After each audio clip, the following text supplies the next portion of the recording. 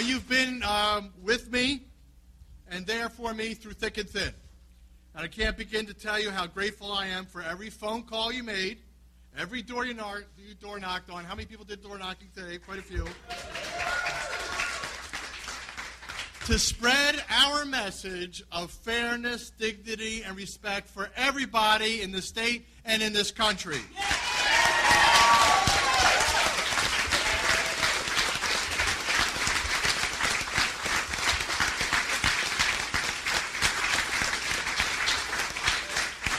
And we fought this primary the old-fashioned way with grassroots and shoe leather. And this race brought Citizens United to our doorsteps, and mailboxes and TV sets. And now Connecticut knows we need campaign finance reform at the federal level, just like the law I passed at the state level.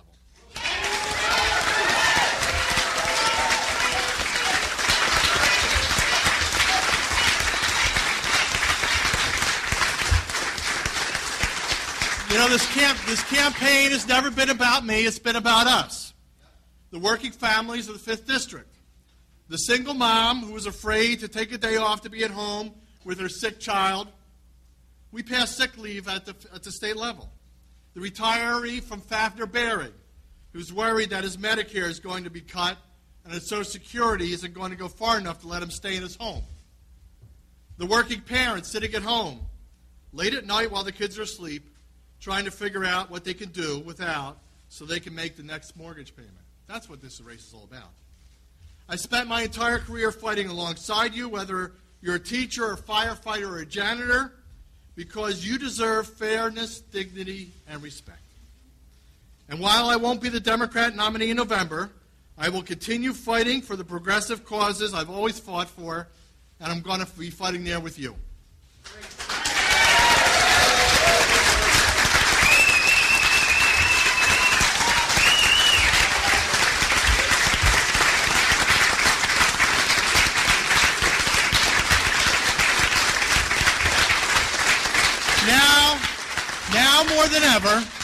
Now more than ever, we need to protect Social Security and Medicare. Now more than ever, we have to create good jobs with good pay for our working families. And now more than ever, we have to tackle campaign finance reform. These are all part of the progressive agenda, a set of values that you and I have been fighting for and will be fighting for the rest of our lives. The Republican extremist machine wants something very different for Connecticut and for America. They want big tax cuts for big oil and benefit cuts for Medicare. They want to turn Social Security over to Wall Street and let banks turn families out of their homes. Republicans say they're the party of small government, but they want to stand between women and their doctors in the examination room. We won't let them have their way. We need to keep fighting for our president and the things that matter.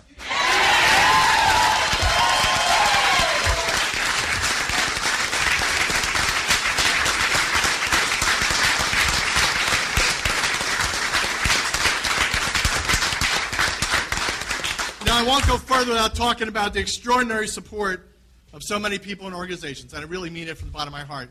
It's been a real pleasure working with each and every one of you these many years. When I talk about fairness, dignity, and respect, it's what we care about. And though we've been through this, and we've changed by it, and we've changed the state by it. And I believe in each and every one of us, this is something we can grow and foster and make real in America.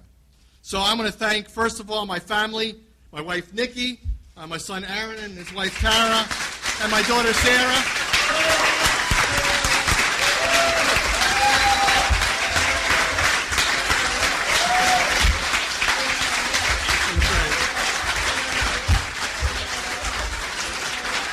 I mean, they were great workers. Sarah running the Meriden thing. Let's hear it for Meriden. Great turnout.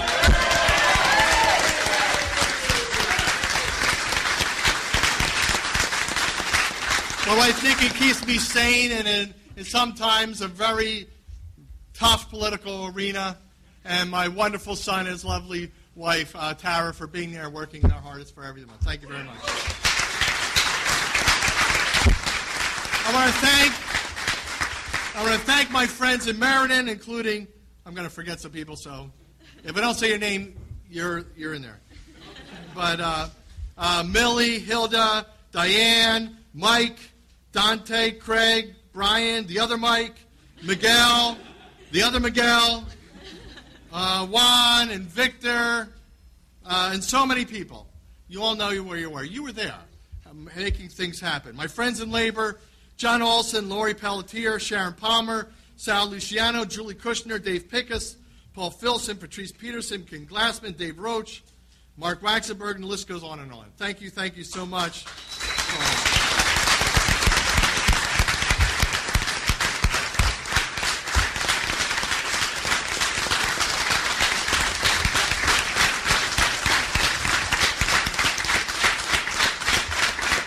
I want to thank my friends at progressive organizations, PCCC, Working Families, CCAG, Move On, DFA, the town committees that were through me in the 5th District.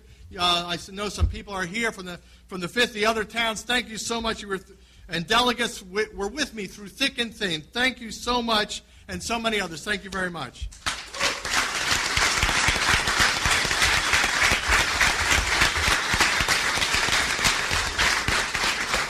You know, we had some rough times, but I have to say I have a great staff, and I especially want to thank my staff for their tireless work. They're great, a pleasure to work with, wonderful, wonderful people, giving their all. Kay was almost one of the staff, and also want to thank, special shout out to Suzanne Haviland for letting Tom work for us. Tom, thank you so much. Thank you so much.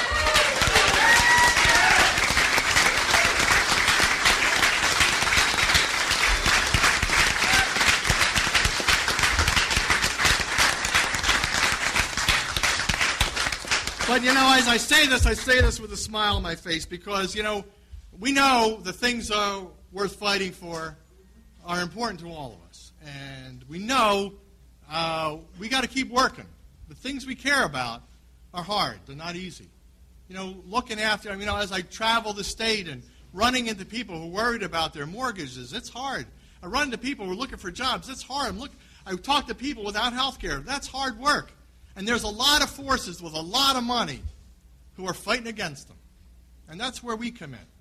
We're fighting against big money. But we're going to keep working, and I know we're going to win because we've done it. We've done it in so many ways in the years past. We've had our stumbles, but we got back up and got back in the game. So I will never stop fighting for you, and you never stop fighting for me. And while I'm disappointed with the outcome tonight, I am grateful, I am humbled, and that we did this together. And we're not finished fighting for the values that matter to all of us. So thank you very much. It's been a real pleasure. Let's go keep fighting. Thank you.